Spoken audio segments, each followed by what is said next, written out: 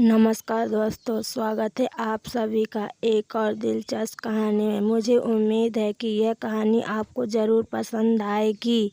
मेरा नाम सुनीता है और मैं एक राजस्थान के जयपुर की रहने वाली हूँ। मेरी उम्र अभी 26 साल है। मुझे बचपन से ही खूबसूरत माना जाता है। मेरा चेहरा की कोमल बड़ी बड़ी एक्सप्रेशन से आँखें और लंबे घने बाल हमेशा मेरी पहचान रहे हैं। मेरी शादी को हो चुके हैं। मेरे पति एक सफल व्यवसायी हैं। हमारे बीच एक गहरा प्रेम और समझदारी है और हमारी जिंदगी खुशहाल चल रही थी। हमारा एक प्यारा सा बेटा जो अभी सिर्फ 1 साल का है, वह मेरी दुनिया की सबसे कीमती चीज़ है। जब वह अपनी नन्ही नन्ही उंगलियों से मेरे चेहरे को छूता है तो मेरी सारी थकान और परेशान दूरी हो जाती है। उसकी मासूम मुस्कान देखकर ऐसा लगता है जैसे दुनिया की सारी खुशियाँ मुझे मिल गई हैं। वह बिल्कुल मेरे जैसा दिखता है और जब वह हंसता है तो ऐसा लगता है जैसे मेरी ही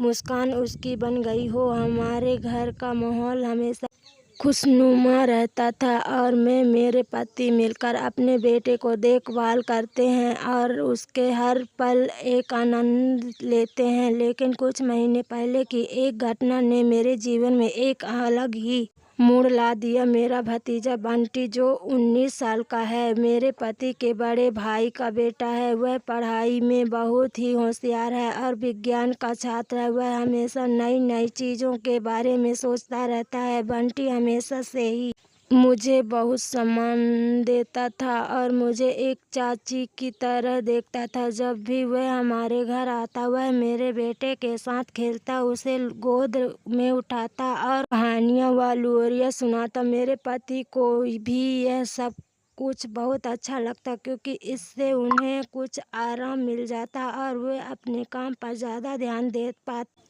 बात उन दिनों की है जब मेरे बेटा केवल 5 महीने का था। बंटी कुछ दिनों के लिए हमारे घर रहने आया था क्योंकि उसकी कॉलेज की छुट्टियां चल रही थी। वह हमेशा की तरह हमसे घुल मिल कर रहता और मेरी मदद करता था। वह मुझे समझता था और मेरी हर छोटी बड़ी ज़रूरत का ध्यान रखता था। जब मैं अपने बेटे के लिए खाना बनाती तो वह किचन में आकर मेरी मदद करता और हल्की फुल्की बातें करता। एक दिन जब मैं अपने बेटे को दूध पिला रही थी, तभी बंटी अचानक मेरे पास आकर बैठ गया। वह कुछ सोच में डूबा हुआ लग रहा था। मैंने उसकी ओर देखा और पूछा, क्या हुआ बंटी, तुम इतने परेशान क्यों लग रहे हो? वह कुछ देर चुप रहा, फिर धीरे से बोला, चाची, मैं आपसे एक बात पूछना चाहता हूँ, पर आप बुरा मत मानना। मैं मुस्कुराई और कहा, बिल्कुल, तुम जो भी पूछना चाहते हो बेझिझक पूछ सकते हो। थोड़ा झिझकते हुए वह बोला, चाची, क्या आपको नहीं लगता कि आपको अपना भी ध्यान रखना चाहिए? आप दिन रात सिर्फ अपने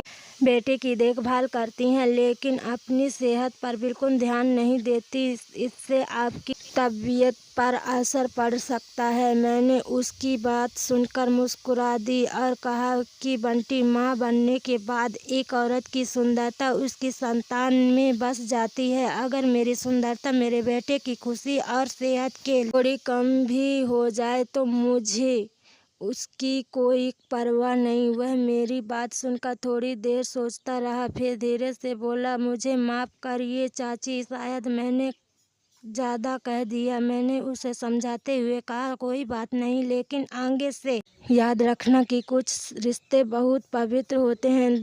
कि दोस्तों, ये थी आज की कहानी। कहानी कैसी लगी कमेंट बॉक्स में ज़रूर बताना और चैनल पर पहली बार आए हैं तो चैनल को सब्सक्राइब करना ना भूलें। धन्यवाद।